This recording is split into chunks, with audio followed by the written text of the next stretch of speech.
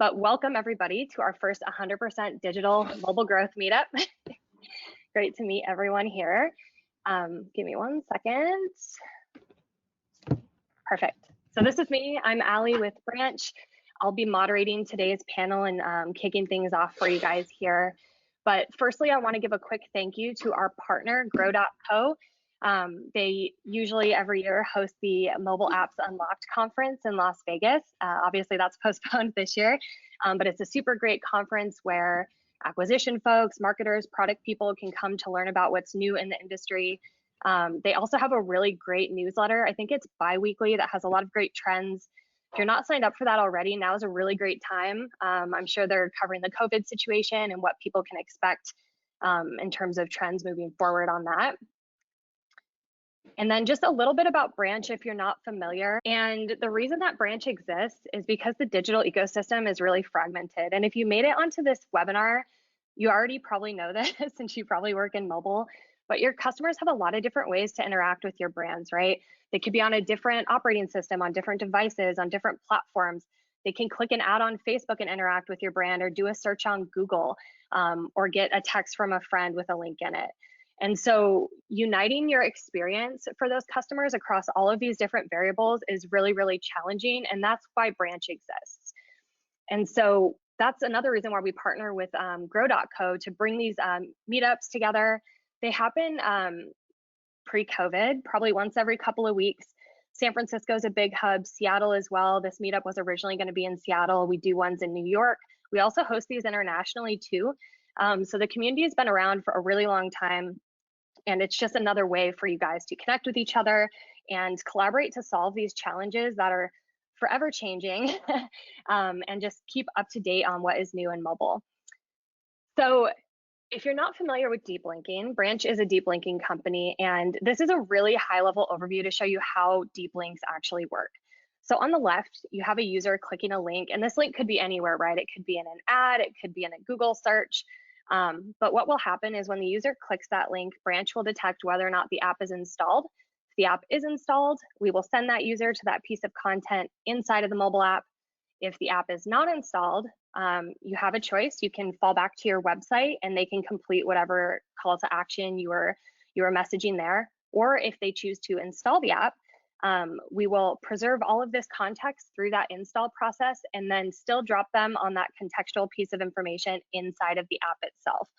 And so the idea here is that no matter where those users are interacting with your brand, whether it's an ad on your website, on social media, a Branch link can be placed in all of those different spots and allows you to not only control that user experience, but also get all of that valuable attribution data back to your brand so you can optimize for the channels that are performing well for you. I would imagine we're going to talk about this in the panel that's about to start, but we are seeing, just general trends, a shift downwards in paid advertising for a lot of types of businesses right now, and more of an increase in some of these owned organic channels. And so being able to get that type of visibility is super important. So you'll see some channels on the left. No matter which channel your user is in, if they click a Branch link, we'll be able to identify that human and deliver the experience that you're expecting and intending for them to have as a brand, and then pass that attribution data out the back end. So that at the end of the day, we get to a situation that looks like this, where before Branch, you know who clicks your ads because Google tells you who clicks your ads. And then after Branch, you have more granularity into those own channels. You're able to dedupe those attributions with your paid attributions and get that more granular view of what channels are performing well. So with this, we'll be moving into the panel discussion in a second, but just to give you an idea of the type of reach, Branch is in over 60,000 apps. And you can see, on the NASCAR slide behind us, some of the apps that we're in. These are some pretty major apps with hundreds of millions of users. And so our ability to identify users on mobile is 100% backed by the reach that we have by touching all of these apps. And so moving into the panel piece of the discussion here, I'll kind of be going down the line with some initial questions to the larger group, and then we will talk through some more individual specific questions. But panelists, this is kind of your moment to unmute yourself and be ready to engage. The first question I have, and I guess we can just go down the line here. We can start with Matt, then Alexa, and then Jopna. If you want to just start by introducing yourself, let us know a little bit about who you are, where you work, what you do, and then a fun last question is, what is a surprising app that you have on your phone?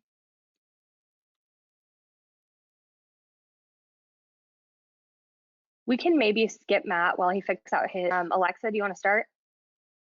Yeah. So hi, I'm Alexa. I work at Draftkings. Specifically, I'm on the programmatic team, and we manage our in-house DSP. The most surprising app that I have on my phone isn't as like flashy, I guess, but it's a video editing app. So essentially, I use it to like speed up my videos to fit into that 15-second Instagram story slot. Yeah. Hey y'all, my name is Jopna. I'm a product manager on the growth team at Dropbox. I've been on a couple teams at Dropbox, but mostly spent time on engagement and retention, and very recently moved over to acquisition.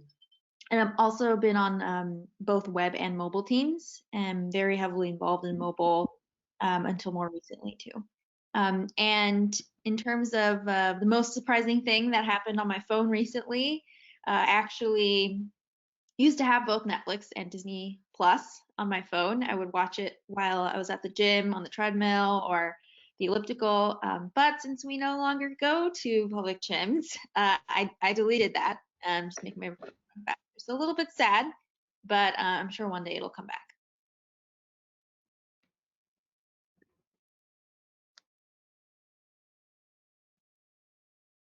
Matt, were you able to figure out your audio?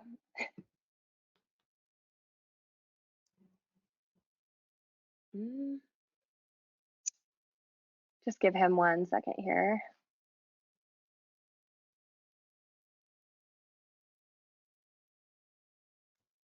It looks like he's connected. So we might just have to pause on Matt's answers initially here. Hey, Ali, can you hear me now? Oh, there you are. Awesome. There we go. AirPods fell. How about that? So yeah, hey, sorry about that, everybody. Matt Johnson, I lead product marketing at T-Mobile for a business unit we call T-Mobile Marketing Solutions. We are a collection of data and advertising products. So on the consumer side, we've got like 7 different mobile experiences, a couple million monthly actives, about 1 billion monthly impressions for advertisers. And then on the data side, we have some deterministic audiences, mobile originated deterministic audiences that we can help advertisers use to improve return on investment for their campaigns. I don't, for a funny app, I don't really have anything funny on my phone right now. But I will say that I am using or trying to figure out Spotify Kids. I don't know if anybody's seen that yet. I have a toddler, and I can't log in because everywhere else I'm signed into Spotify via Facebook, and the Spotify Kids app doesn't support Facebook login. So I will never use that product. So if anybody from Spotify is on the phone, fix it, please. Yep, I can definitely relate to that. I think there are a lot of things changing in terms of legally regarding apps, specifically in the state of California and elsewhere. And child safety is always like a big focus. So I can't say that I'm surprised by that user experience, but it's always interesting to hear what people are running into, especially when it's blocking them from using something. So that's always interesting. The question I want to start with, and we can just horseshoe it here and go back to you, Matt, would be a story of a successful promotion or a feature that you drove that contributed either significantly to new users or another KPI that you were measured on, and why do you think it was successful? Yeah, so it's funny. T-Mobile is interesting in that we're a wireless carrier. You give us money and we make sure that you can connect your phone to the network. That's really where the action is. We are terrible. We're getting better because I've been at it for a couple of years, but we're still not great at mobile marketing and app marketing specifically, right? Like UA is just not something that's core competency for the company, but it's something that I work on and try to make sure that we think about that. One campaign that we did several years ago for the T-Mobile app, which is the flagship account management app, was just a really simple campaign designed to get people to set up Touch ID on their T-Mobile app. This was the pre-Face ID day, so called 3 years ago. We just really wanted to set up biometric login, because actually what we wanted to do was make sure that you had the app, so when the new iPhone launched, you could just order it in the app instead of going in and flooding retail. So what we did is a multi-touch campaign, email, SMS. We did some display as well, and also touched on our SEO to make sure if you were searching for T-Mobile, use the app. Biometric login was one of the things you saw as a result. And it was just all about driving downloads and getting people to log in and set up their Touch ID. Super successful. I mean, you're talking 20% increase in install base over the 3 months that we ran this campaign, which was fantastic. But it was really just about letting people know that something exists, right? And it was totally just awareness. Like, hey, did you know you can do this thing? And they were like, oh, wait a minute. That's so simple. It was such a no-brainer kind of thing too, right? Biometric login is not earth-shattering, right? Like, it's not a groundbreaking thing. It's just like how you log into stuff. I guess I'll just be talking about login things today. Yeah, super successful. You know, we used a lot of owned and operated, but again, some display and some SEO to make sure that people knew that this was a feature. And you know, it drew install base. And what we saw when we launched the iPhone that year, like, we saw a significant uptick in number of orders placed through the T-Mobile app versus retail. Thanks for that. That's actually a really good example and highly relevant given the restrictions on retail at the moment. Alexa, what about you? Do you have a success story you can share? Yeah. So this year at Draftkings during the Super Bowl, which is the biggest event for the NFL and probably the biggest event for our company, we ran a Super Bowl Squares contest. And so basically what we did is we ran these Super Bowl Square creatives and campaigns and ran them against our BAU Super Bowl creatives and campaigns.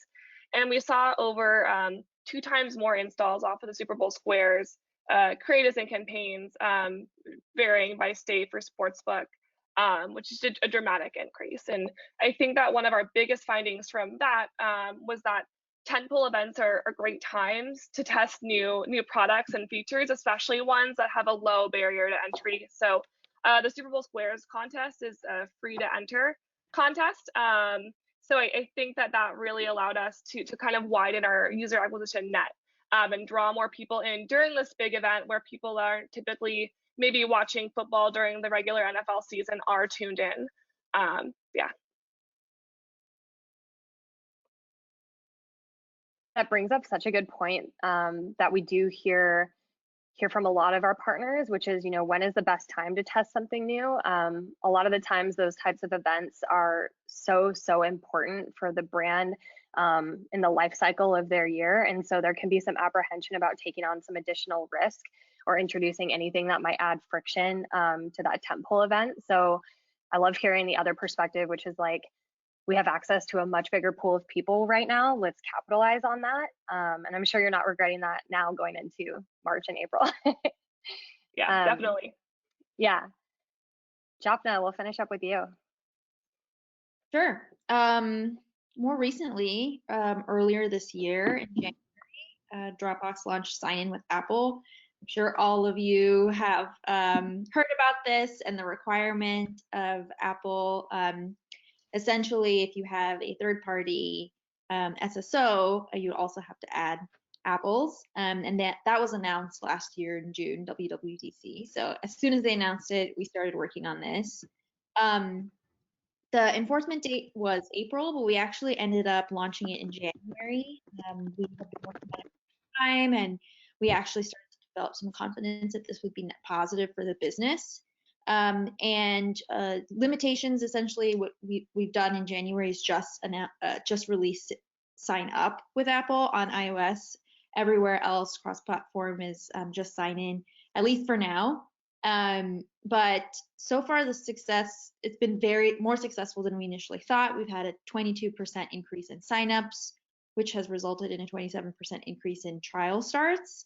And as you know, that's kind of how we get unpaid users to move to paid plans, and it's very revenue generating for us, so it's wildly successful. And overall, now we have both Apple SSO and Google SSO, as well as our own email and password credentialing. And now Apple and Google are, Google was essentially, prior to this, our most popular sign-in method. And while it's still the most popular, I would say Apple is definitely getting up there and is a very close second, which is really exciting. We initially thought that it would just be, net neutral and people would just opt in for one or the other, but we ended up seeing that we acquired a lot more users by adding the Apple sign-in. And hypothesis of that is, likely around, again, very similar to Google, lack of friction when creating an account. Apple's also a very trusted brand, and it's one that people associate with very easily. So reducing the mental barrier to signing up as well, just by clicking that button. And we also think Apple did a great job last year touting itself as the privacy guru, and especially with the political environment and concerns around privacy, I think that is something that we're seeing really resonate with our users. And so some hypotheses around why that was more successful than we initially thought. But because of the success, we're really looking at it as a strategy long term to see how we can expand upon that. Yeah, that's interesting. I think it's awesome when you're able to kind of draft behind like a lot of the brand recognition and confidence that Apple and Google have built up and leverage that for your own growth. I love hearing that. Finally, some good trickling down out of those interactions. And I know for me personally, I definitely feel less friction with the Apple sign-in, so I can totally relate. I think we're going to move in now into the first kind of round of individual questions, and these are going to be focused more around growth and acquisition and user discovery. And we'll start with you, Matt. So working at T-Mobile, the carrier market is pretty consolidated, right? So what does acquisition? Not like anti-Trump consolidation. Thank you. Thanks for that correction. Very relevant. I would say we all know who the players are in the carrier ecosystem. In that kind of environment, that might be a little bit different than some of the ecosystems that, for example, Dropbox operates in or Draftkings operates in. What does acquisition or mobile growth look like under these conditions? And then how does the T-Mobile kind of uncarrier strategy influence that? Yeah, great question. So growth means a lot of things. We have a lot of lines of business, right? We have our core carrier business. We have what's becoming last week after the Sprint merger closed. We're forming a new line of business called emerging products, and that'll be our home entertainment business. So we have an over-the-top television product that's beta-ish, but it's out there. You can find it, T-Vision. We have a mobile or a home internet, like a wired broadband service. That we believe in the future of 5G. You'll be untethered from Comcast soon. Sorry if anybody from Comcast is on the phone. And then the business I'm working on, T-Mobile Marketing Solutions. So growth means something different for everybody, but really what we try to think about is, in some ways, we're a closed ecosystem, right? Some of the products that we have, you can only access if you're a core wireless subscriber, right?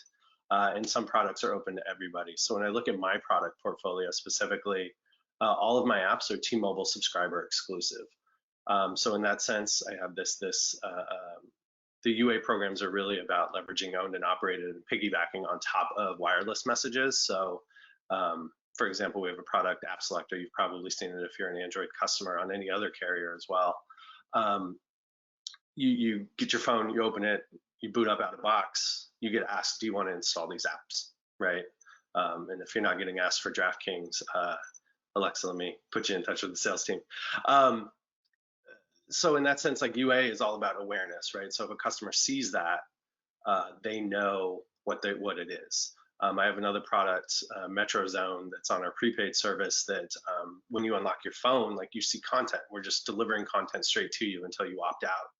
And UA there is really about making sure that my retail reps, when a customer in the future is able to go back into a store and ask what this is, that retail rep knows what it is, right? So that's making sure that the field, that the front line knows what it is. We have other products that got an on-demand and linear streaming app that's sitting on top of Android phones right now. And that's really about going out and making sure that that becomes more of like a display play and more of an SEO play.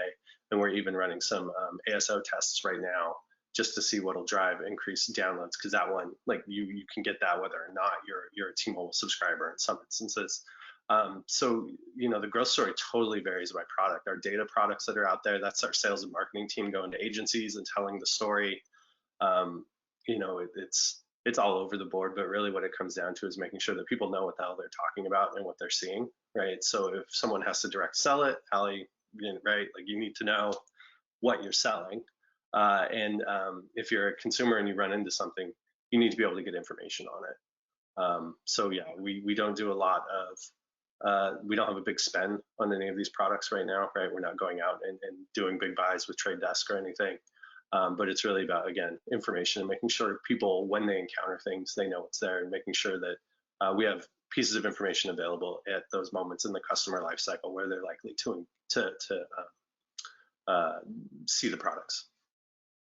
Yeah, I think kind of my takeaway there is like the reach of T-Mobile can also become like this challenge that you have to mitigate, which is like you said, your consumer can run into your brand in so many different ways and across so many different products. And so just making sure that any interaction they could have, that the counterpart on your team that is interacting with them is equipped with the information that that consumer needs.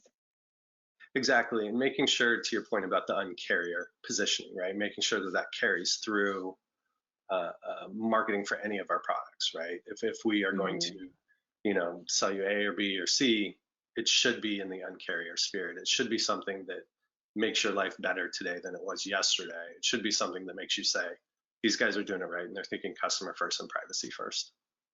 Yeah, and making sure that's communicated Exactly widely throughout these. Yeah, for sure. Definitely a challenge. Pivoting over to Alexa, I know we touched on this in the initial questions with sports kind of being on hold, and the Super Bowl story you told, which was great too.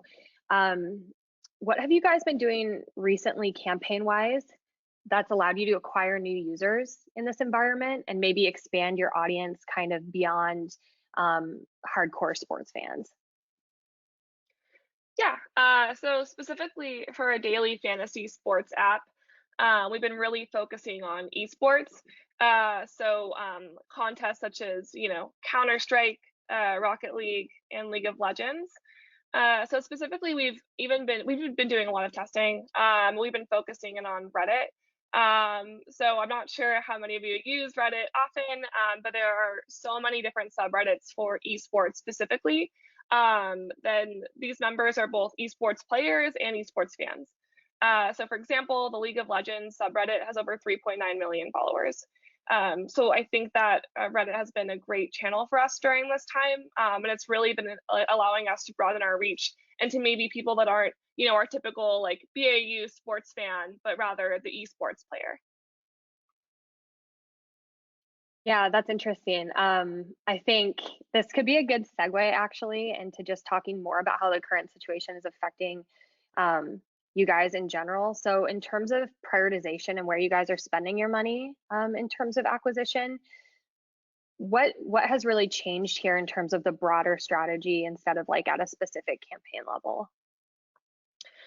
Yeah, so I guess in terms of the monetary strategy, it's really just been changing the products that we're pushing, right? So on our sportsbook app, we're pushing our casino embed in New Jersey where it's currently live. And then on the daily fantasy sports side, it's also pushing our esports. And then we also have some free to play contests. So on daily fantasy, we have free to play simulated contests. And for sportsbook, we have free to play pools. So for example, we have like Tiger King and Shark Tank, different daily pools people can take part in. And those strategies are really for like user retention and to keep people, you know, engaged in our app while, you know, sporting events are kind of at a lull. Yeah, I actually did hear about the simulated events. Can you expand on that a little bit for anyone who's not familiar? Because I thought that sounded really cool. Yeah. So essentially, so for example, we have like NASCAR launching, and it basically is the way it's described. So essentially, it's like you kind of choose your lineup, and then it's simulated based off of like game data. So it's pretty exciting. So I think we can all relate right now to not having enough activities when we're stuck at home. So like simulated sporting events, I think would interest a ton of people right now. I guess, Matt, I'll kick it over to you to answer this as well. So I know T-Mobile has closed retail locations. Are you guys seeing kind of a delay in impact the way Dropbox is seeing, or how is this kind of impacting day-to-day stuff for the larger T-Mobile team? Yeah, so for T-Mobile as a whole, right, we'll be Q1 reporting should come out, I think, next week. So I don't want to speak too much on that. We'll say we're seeing impacts like everybody else. You know, the bad debts expense or the lapse bills, like that's not a huge issue right now. And since we're critical infrastructure, we've already taken a stand that like we're not going to turn your phone off. That's madness. But yeah, as the enterprise as a whole, right, we're definitely seeing an impact. To my business specifically, to the TMS business, we saw almost an immediate impact as soon as the stores closed on those products that monetize out of box experience, right? Because if handsets aren't being purchased, right, there's nobody to download Draftkings or Dropbox, right, on a CPI basis. And then, you know, on our lean back inventory products, we're seeing usage go up, right? We're up about 30% usage on those streaming services, but our advertising revenue is cratering. Where actually advertisers aren't buying, and the folks that do spend big, right? The Hulus, the Netflixes, the Audibles of the world on these properties, they're like, we're not going to spend ad dollars. Our organic growth is through the roof right now. You know, I wonder, like Draftkings, what sort of organic growth you guys are seeing, because it seems like I'm sitting home and I'm bored and I'm sort of on quarantine. Like maybe I'm downloading Draftkings, seeing what's going on for some entertainment, right? But yeah, we've definitely seen we're getting hit on multiple sides, but we're seeing consumption for those lean back products go up significantly, which is awesome to see, right? That at the end of the day, these are benefits to T-Mobile customers, right? You don't have to pay to use these things. We want to make sure that you can have them. Yes, they're ad supported, but you know, we're not charging you for access. So we like to see that the consumption's up, right? That's what it's there for. But yes, we're losing. Exactly. Yeah, I mean, everyone is, and I think that that is so important for companies now to really outline where they stand in terms of supporting their customers and take on what additional risk or liability that they're able to take on to make things easier for their consumers. I think it's going to be a huge time for loyalty and those types of programs, and just reminding them why you guys do business together. You know, I've been with my carrier my entire adult life, like 15 years or so. So like, it's a good time to really fortify those relationships and make sure that those users understand, you know, your stance through a time of crisis where they might not be able to make a payment easily. So I think that's awesome. When I saw T-Mobile roll out that strategy, I was really impressed. We're going to pivot now away from acquisition just a little bit and go into more kind of cross-platform retention and measurement type questions. And I'm actually going to start over with Jopna on this one.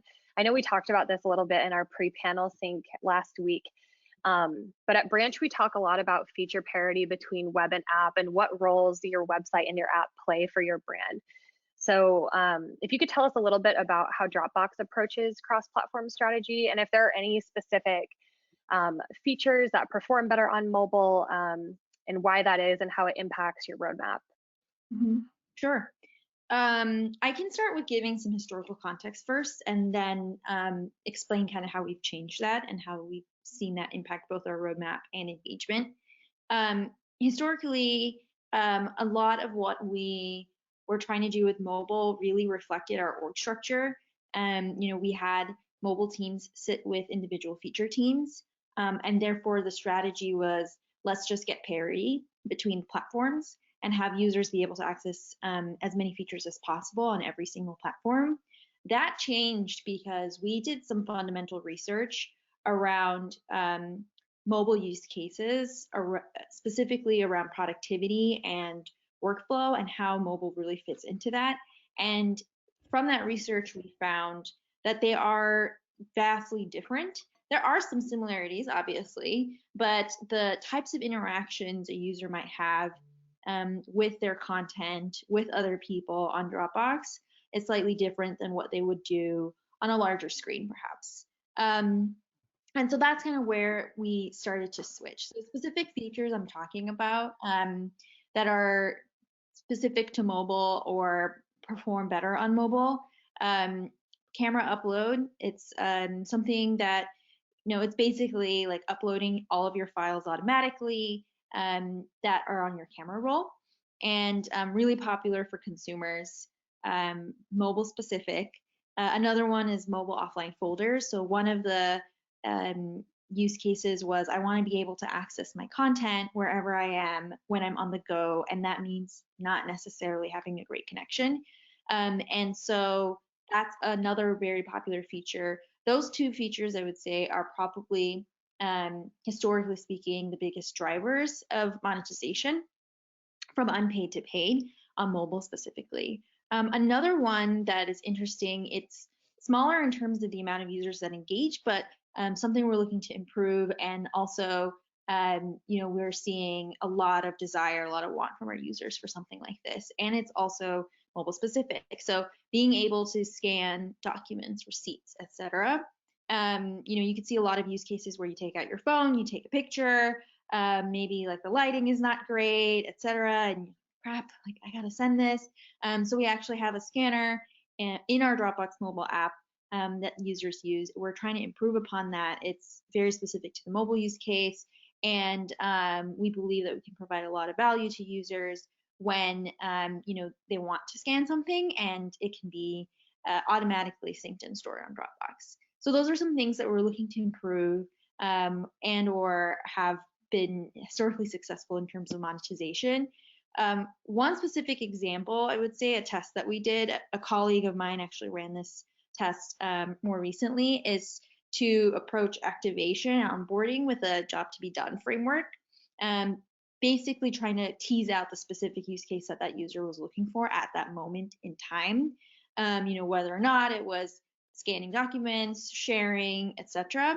And really found that stuff like scanning documents and sharing increased because users were trying to find that and couldn't find that on mobile specifically. And so kind of changing that framework and allowing users to adopt those things and understand what was different on mobile versus on other platforms actually improved our trial to purchase conversion rate. So that was really successful, and we're trying to enhance that as well.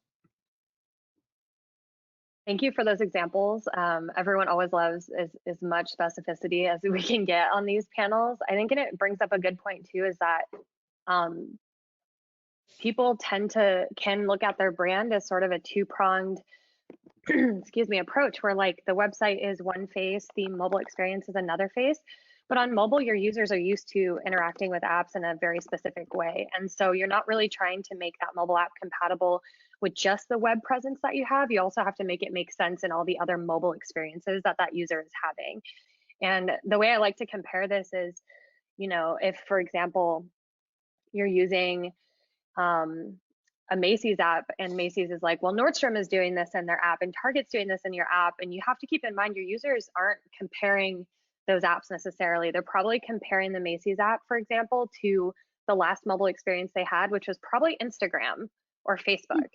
And so kind of stepping back a little bit and looking at things a little more holistically outside of the brand is, I think, what gets a lot of people to those same conversations of like, what features need to be completely different on mobile and why is that experience completely different? So like, definitely appreciate the examples. I think we're seeing quite a few questions roll in. So just a heads up, we will be addressing questions pretty soon here around 11 o'clock, just after a couple more panel questions. So we'll circle back with those. For now, I'm going to pivot over to Alexa again. We had a question for you regarding optimizing campaigns based on the data that you have today, right? So can you share a bit about Draftkings' process for testing and measurement with a recent example, maybe of how you uncovered a successful new campaign or a new tactic? Yeah. So I think like all marketers, we check our attribution partner and internal dashboards on a daily basis. I think one of the most important metrics that is sometimes ignored are the attribution methods. So I'm talking about like click versus impression attribution. So specifically in the programmatic space, we have the famous 320 by 50 ad unit, right? It takes up majority of placements across all ad exchanges. So an incrementality test that we ran is that we basically ran a blank 320 by 50 ad, just a white rectangle versus a BAU 320 by 50 advertisement. And we put the same targeting, spend, same number of impressions behind each. And so the results were surprising. In certain cases, the blank ad actually outperformed the BAU 320 by 50 ad. So essentially what we found is that there is little to no incrementality with that ad placement, at least for our business. So I think that the major learning there is incrementality testing is something, it's a bit of a buzzword, right? But I think it's so important to do channel by channel and business by business, because even the products that you're running, I mean, maybe if it's, if I'm like a Nordstrom and it's a 320 by 50 advertisement of, you know, clothing I was just looking at, maybe that's a little bit more catchy than a 320 by 50 ad unit for Draftkings. So I think it's incredibly important and something that we found to be impactful for our business. That's so interesting. We haven't had anyone give an example like that before. That is surprising. Yeah, we have our in-house DSP, so we have a lot of control over what we can run and what we can test, which is great. So it's really allowed us to do a lot of testing on kind of like the programmatic and ad net side of things. And yeah, it's interesting for sure. Yeah, that flexibility is nice. That's awesome. Back over to Matt. We get, and we'll get to these in a minute when we get to the questions that have been rolling in, but we get a lot of questions about segmentation and measurement. How should I be looking at my users? How should I be looking at potential users? What are some useful ways of breaking things down? I would love to hear from you guys, because you're such an established brand. What are some of the things that you guys consider when you're segmenting your audience, either for new features, potential users, for acquisition strategies? We'd just love to kind of peel back one layer of the onion there. Yeah, you know, there's a lot of different ways to do it. You know, we're north of 100 million wireless customers, which means we have a huge pool of users to try to tap into to bring them into the other products that we have. On the other side, you know, we have this data business. That's the other side of my line of business, where we're looking at advertisers who are buying very specific things and looking for very specific audiences that are likely a slice of the T-Mobile customer base, the combined T-Mobile Metro Sprint customer base. So it's a hard question to answer because there's a lot of ways to look at it. I can say that maybe the one thing that I'm super interested in doing right now is using our data product, specifically the PushSpring marketplace. If anybody has used that before, that's one of our offerings. Using the PushSpring marketplace and our mobile originated data to better target programmatically users of our inventory products. So being able to use our data products to say, okay, this segment is likely to use this product, this other app that I have, and then let's go buy against that across networks to see if we can use our data products to improve monetization of our inventory products. It's fascinating. Results are super inclusive right now. We're just getting started, but trying to figure out how we can deliver, using those data products, both program value, so how do we deliver incremental revenue to T-Mobile marketing solutions, but then also use those learnings to deliver enterprise value. So how do we take what we've learned using our data product to deliver growth to the enterprise as a whole, whether it's a new subscriber or if it's a device upgrade or whatever it is. So it's really sort of, I guess, starting with those two things: enterprise value, program value, and then looking at our toolkit and saying, is this something that we can do ourselves with the data that we have in-house, or is it something that we need to dive deeper into? But again, with north of 100 million customers, we have a ton of data, and then on those customers in the CRM systems, and then on the Pushbring marketplace side, that's a wild amount of first and third party data points to target users on. So I guess long story short, we're figuring it out still. I think our media team is really good at segmentation and targeting for acquisition. But from the T-Mobile marketing solution space, we're really just trying to figure out still what we have and what resonates both with consumers and advertisers. It all kind of comes back to you can't optimize what you don't measure, right? So being able to have all that first and third party data is super, super valuable. We talk about this a lot because Branch obviously provides cross-platform attribution, and we talk to our partners all the time about like, what should I be measuring? What should I be looking at? And I'm like, measure everything that you can, because you never know what type of a problem you'll be looking to solve and what data would be helpful. And so I think with that, we'll pivot into our last question for the panelists, and then we'll take some audience questions. So we can start with you, Alexa. We learn as much from our failures as we learn from our successes. And so it would be great if you could share a story of a time where you were really excited about an initiative or a feature or a campaign that ultimately didn't work out or failed, and kind of tell us what you learned from that experience or what you might have done differently. Yeah, so I'll kind of continue off of the whole 320 by 50 date of my existence. And so essentially we are trying to make the most of this ad placement by running expandable ads. So basically what we did is we placed the impression tracker to only fire if someone actually engaged and opened up this expandable ad unit. And what we were hoping is, hey, 320 by 50 ad placements are cheaper if we can actually get, and try to figure out if we could get some incrementality there. However, it did not work. I think that it's just partially being able to get the user to actually engage with that 320 by 50 unit and click on it to expand it. It's also an exchange level issue. So moving forward, it's something that I think we'll definitely continue to test, but it requires more app specific creative messaging. So for example, if I'm running on, a sports specific app, maybe kind of creating an ad unit that would be more engaging to that specific user to click on, and it's better for that environment. So it's something that we'll definitely continue to iterate on, but the initial findings of that were not exciting for us. I hear you, but now you know. Yeah, exactly. What about you, Japna? Do you have a feature or campaign that you were excited about launching that ultimately didn't work out? That was a good learning experience? Yeah. So it's kind of an interesting setup. We had an initiative last year to give more plan options to users within mobile so that they can manage it within the app. And we're a SaaS company, so plan options means different types of plans, different billing periods, and the kind of flexibility to switch on and off. So we created a roadmap out of that, and our initial set of experiments were really wildly successful. I would say beat our expectations, and that really encouraged us to continue investing in that work stream, build more improvements.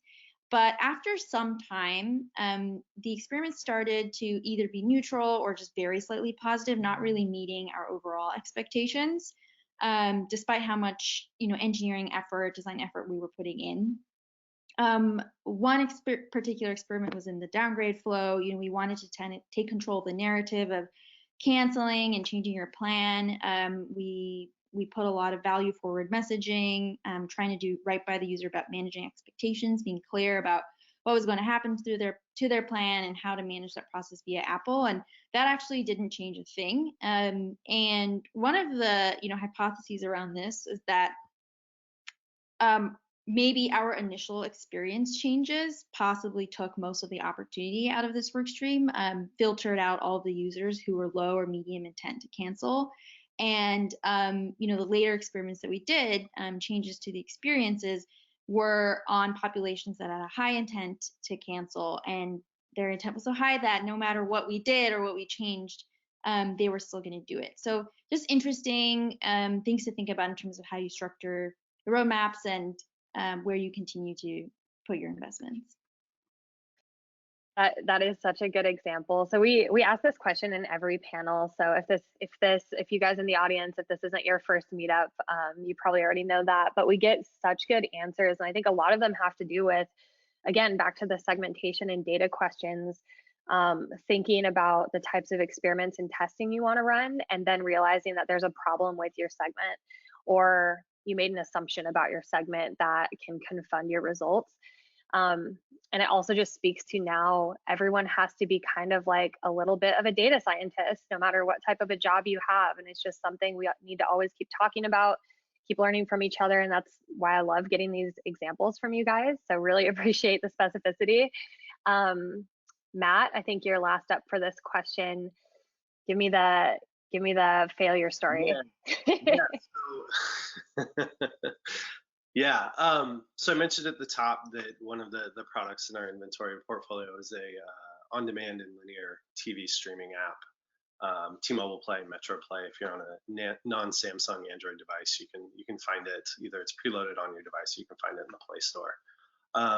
So we had this idea that what we were going to do was use content consumption data, right?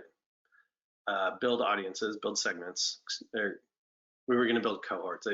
Privacy is very particular on how we phrase it. We were going to build cohorts based on that consumption, use that to then build a closed marketplace for advertisers. So, hey, Expedia, here's a cohort that watches, 40% of their time they spend in travel videos. You should buy this, right? Buy against this group. We were way out over our skis to use that phrase. We couldn't effectively measure the consumption the way we wanted to. We couldn't figure out how to pass it over to our marketplace technology, our ad marketplace technology that we were using. We couldn't resource the effort, right? We needed engineering resources and product management resources, and they weren't available.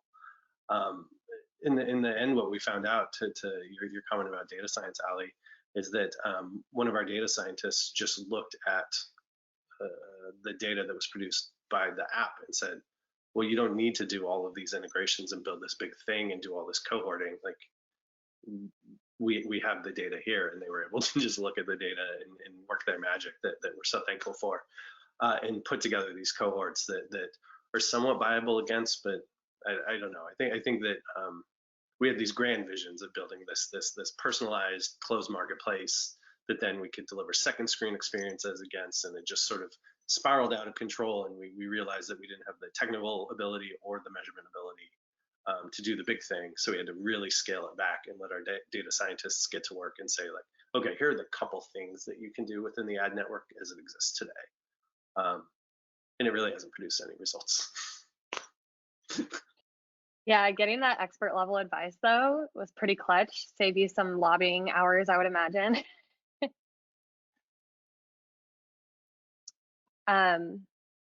With that, I think we're going to pivot over to some audience questions. And the first one is actually for Jopna, and it's about the SSO feature you mentioned earlier. I don't know if this came in after the commentary or if I missed it when we reviewed that question. So sorry about that. Hopefully whoever asked this is still hanging on.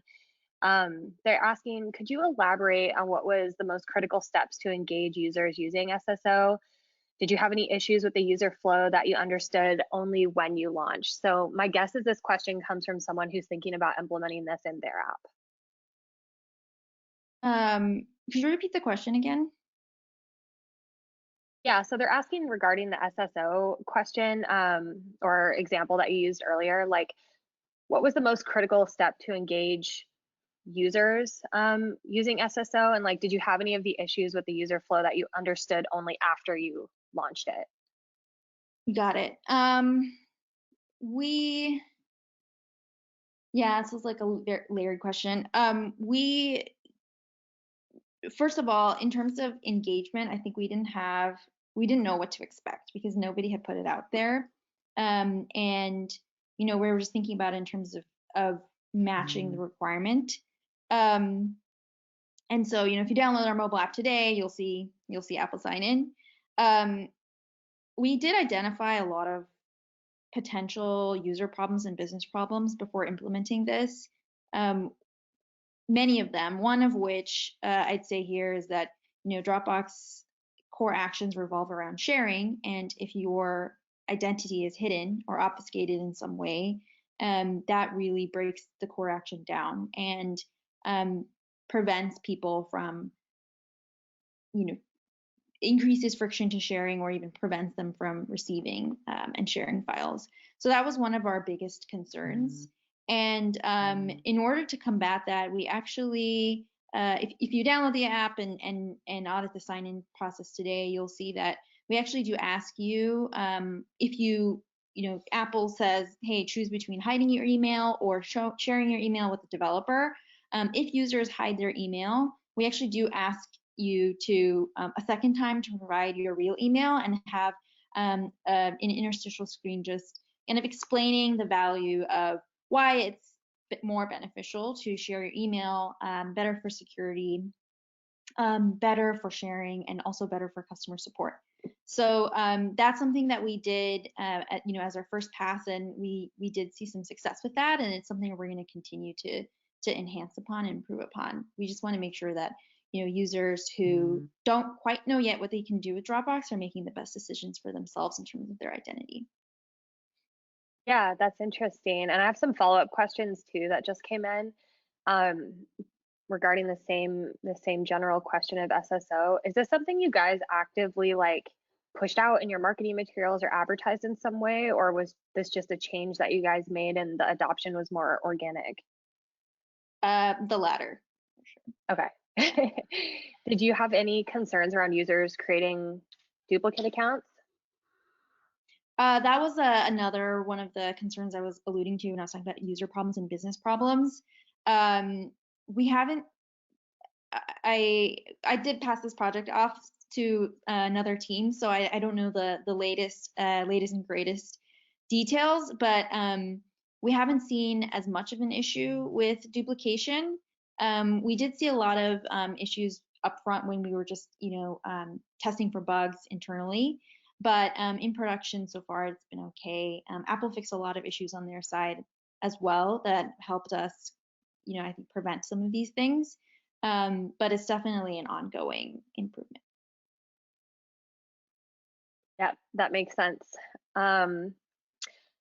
I got a question that is pretty interesting that we don't get a lot, and it's around, so the audience for these is typically folks like you guys, like growth folks, marketers, product folks.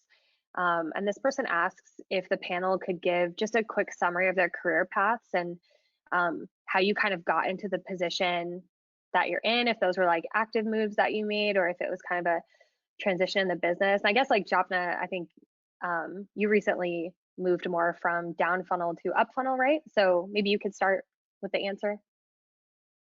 Sure. I actually started in hardware product management, and a lot of that it's very B2B focused or vendor focused, customer focused.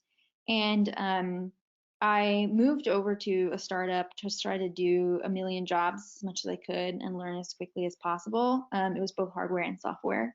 So I got a good taste of both worlds, and really decided that I liked product, I liked growth, and I wanted to do that at a larger company. So I moved to Dropbox, and within Dropbox, I've done lots of types of things on cross-platform, and mostly focusing on growth. And moving over from kind of retention to acquisition, I think helps me get a 30,000-foot view of the entire user journey and user lifecycle, and really helps me understand the different parts of the lifecycle and what the strategies are, and how users move back and forth, because it's really not linear. And I think that's really great for my learning, and that's why I made the move. Yeah, I personally love when down funnel folks move up funnel, because then they have an appreciation for acquiring good users, real users, sticky users, kind of the quality of that growth has a little bit more context behind it. Matt, do you want to share a little bit about your storied career at T-Mobile? Yeah, I don't know that story. So yeah, just quickly, I started my career in the music industry. Was originally an open format DJ and concert promoter. Wanted health insurance, so I went to a music tech startup. Ran content operations, label relations for several years there. Then went to a major label to do account management, so managing most of the non-iTunes accounts. Then ended up going to grad school, got out of grad school and said, what do I want to do when I grow up? Got a job at Microsoft, like most people in Seattle do, doing product marketing, Windows product marketing, just really learning about the mobile ecosystem when they were just starting in that space. Well, not starting, but Windows 7 post 6.5.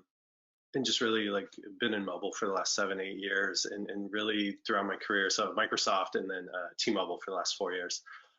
It's just really been all about customer, right? Like, what's the customer experience? What do people want? How do you get that to them? I've always really just been focused on like what you want when you want it. So it's not really a linear progression. There are themes in there. There's media. There's mobile. Those sorts of spaces that I'm super familiar with and super comfortable in. But it's really just, for me, has just been about like, what can I do professionally to help people get what they want and get to where they're going. I'm not much of a product manager. I'll be pretty open in that.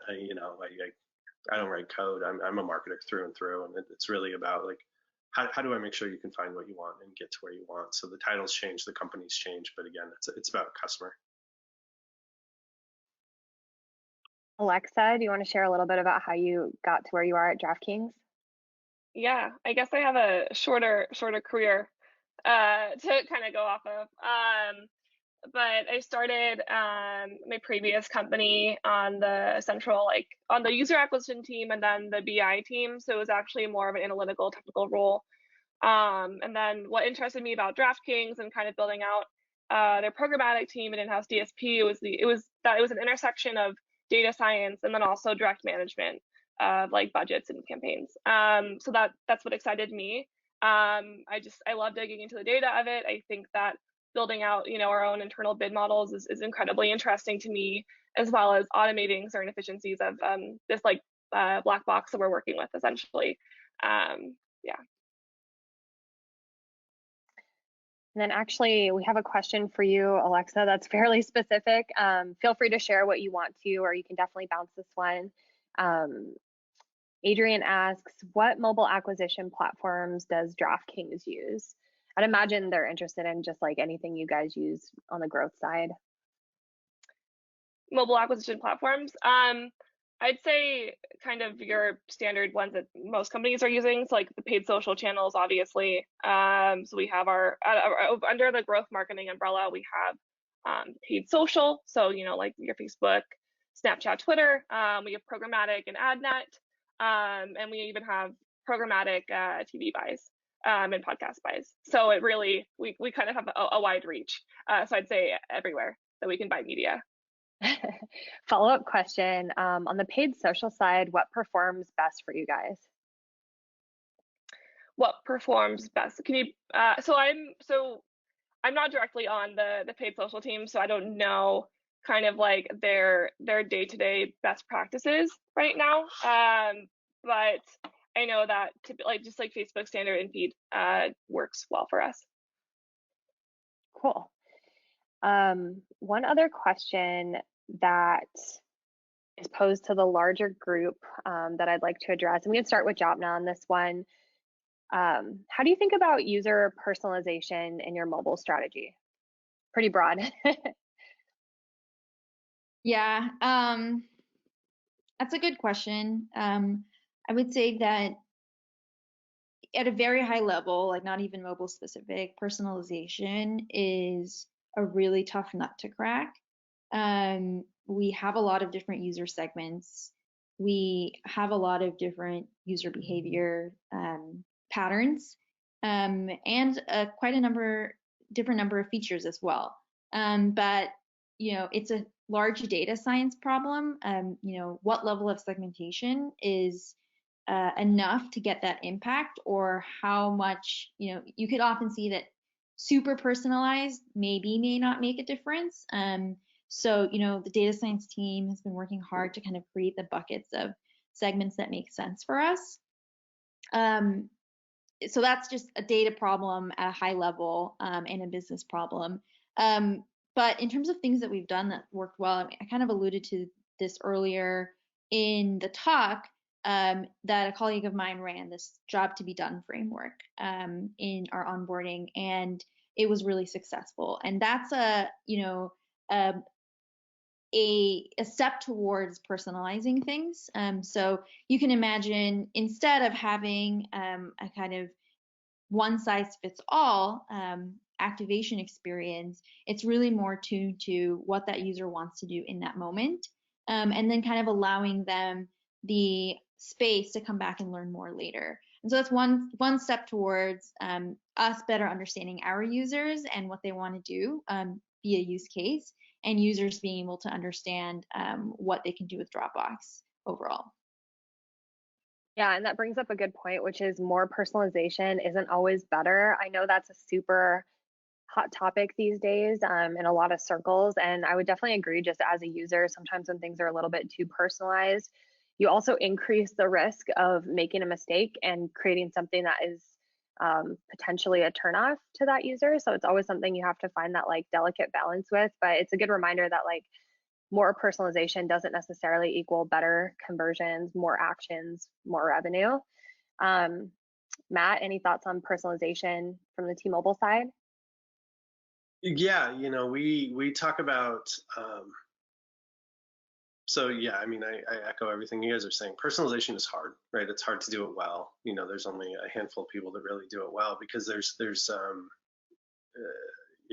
to steal a phrase, there's sort of like the uncanny valley of personalization, right? When you over personalize, when you get so specific, it's creepy, right? You get super creepy. So I always, when I talk to teams that are working in that space and they're looking at personalization, and even when we were working on this personalization project earlier, this cohorting project, don't be creepy, and don't stifle discovery, right? Part of the joy of a lot of lean back experiences, like streaming video, like streaming audio, maybe Draftkings as well, is the discovery aspect of it, right? And you don't know everything about your user, so give them an opportunity to send you more signals, to tell you more things, to discover what they're really interested in. But when you have an endless aisle of content, some personalization is necessary. You need to seed discovery somehow. So we try not to over personalize in anything that we're doing, but we also try to be really focused on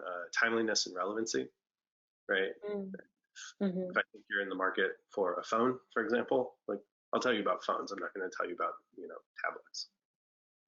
Right. And that is part of personalization, right? Product selection for sure. There are definitely different levels to it.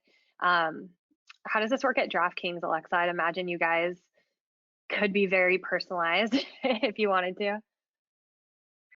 Yeah, so going off of what Matt was saying, I think that timeliness is more of an important factor here, especially for the sports world. So for example, during the NFL season, we're seeing these giant peaks every Sunday, and kind of just like showing people relevant information. So for example, on the sportsbook side of things, we have an MRAID creative, that is updated with real time, like live odds. And basically we're pulling that data for the top events in that state for a given day, right? So it's almost better than, what we assume, oh, well, like this is, the like a really popular team in the area. But for sports bettors, I mean, I think that sometimes top events with like the biggest handle might be more intriguing to them. So stuff like that. Another example is our sportsbook app is not live on the Google Play Store, so we have to use an APK landing page. And we did a test of different kinds of these landing pages to see if there would be any sort of an uplift. But what we found is that essentially, if a user is going to engage with our creative, and then like basically there was no major impact in changing the different layouts of this APK landing page. They were either going to convert or they won't. So yeah. Yeah, you guys are definitely in an interesting space. space. Follow-up question to Alexa Yeah, and John. What role does location or geo play in the way that you're thinking about these topics? I don't know if you see, more engagement based on location, right? Like intuition would say coastal, right? Coast, you're going to see more Dropbox versus, middle America. Maybe Draftkings is more of like an NFL town thing versus, a small town rural kind of thing. I don't know. How do you guys think about location, or do you? We don't really split the US very much. We think about more like EMEA and Asia and North America at kind of at that level. We haven't changed our feature engagement strategy by location, but there are different the way people use our products, and possibly even the way they want to use our products in the future will change just based on how people work and how people communicate, and also the types of industries that are more prominent in other geographic locations compared to the US. So I would say we're thinking about that a lot more. We do want to be, serving our users as best as we can. But we don't do like West Coast versus East Coast, at least not at this point. Yeah, I'd say it's the total opposite for us, just because of our market, right? So we definitely do state level targeting, especially when you think about sportsbook, right? So we're only live currently in a handful of states, and it definitely varies in terms of the popular teams in the area and the popular events on a day-to-day basis. So that's why we're really just trying to kind of use that real-time data that we have in terms of like the handles in certain states and kind of the top events on a state level, and displaying those to those users. Yeah, that definitely makes sense given the industry you guys are in. Fingers crossed on California coming soon. Who knows though, how the state is. I want to wrap up with kind of one last short question, which is someone asked, what tools are you guys using since we're all remote at the moment? What has been like either an effective mobile collaboration tool or any kind of tricks you guys have been using to stay in touch with your teams? I can share one that's been working for me. Obviously, I'm in a customer facing role. So sometimes what I will do is I will add the client's logo that I'm working with to my Slack status. So if anyone's like, what is she up to? They'll know I'm like on a call with whichever client, and it just kind of reminds people of what you're up to throughout the day. So we can start with you, Matt. Yeah, from a tool perspective, Slack, so much Slack. We're a WebEx shop. T-Mobile's a WebEx shop. Mixed results on that, but yeah, a lot of Slack. And then really, we're trying to instill in our teams the need to over communicate, right? Sometimes you might think that, oh, everybody knows what's going on. Over communicate. Tell them again. If you can, just call them, right? A lot. It's really interesting. We're seeing just at a high level on the network, the number of voice calls that are being made right now, much higher than they've been, right? Voice calls are trending up. Right, the phone call was dead, right? It was like, don't call me, don't leave me a voicemail, text me. It's trending the opposite direction right now. People are craving hearing other people's voices, and it's super fascinating. It's a very, very interesting trend. But yeah, Slack and just over communicate, whether it's email, whether it's calling, whether it's Slacking, whatever. Just tell them once, tell them twice, tell them 3 times to make sure that people know what's going on, because we're all sort of isolated and you don't want to feel left out. You don't want to feel like you didn't get that one piece of information. I love that. I'm a big fan of the call. Yeah. And especially for us right now, right? We're merging with Sprint. Like we're transforming our enterprise right now. So it's just over communicate. Yeah. Call people, pick up the phone. Yeah, pick up. That's the second piece of that. Don't ghost me. What about you, Alexa? Well, I think that those of us from Draftkings in the San Francisco office were geared up very well for this because we are always Slacking and Zooming the majority of our colleagues in Boston. So again, yeah, Slack, Zoom. I think as a company, we've established these coffee connections where you're randomly paired up with someone within your org for like a half an hour coffee session, and you kind of learn more about what they do at Draftkings, and I found them to be super great. I've made some new connections / like friends, I guess, through it. and I've learned more about other sides of the business that I didn't previously know about. So I think that there's actually been a lot of benefits to this, and that we've kind of been enacting more of these company initiatives that have been driving people together. Love that idea. Jopna, besides Dropbox, what other tools are you guys using? Damn, I was gonna say Dropbox.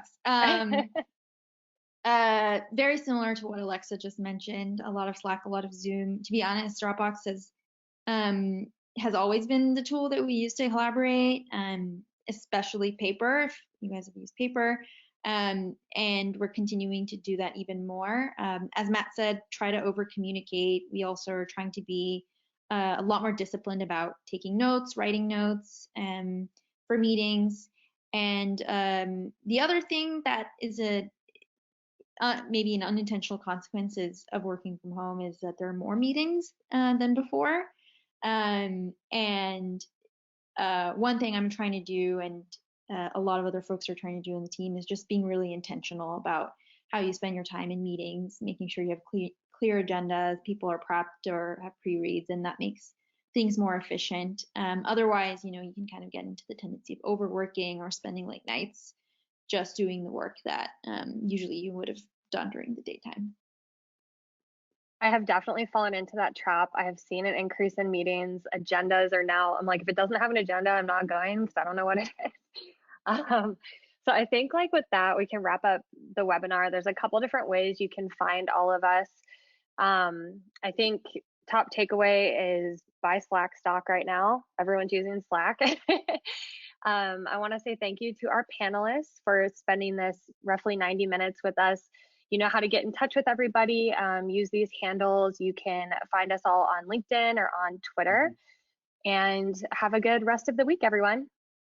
Well, thanks. Thank you. Yeah.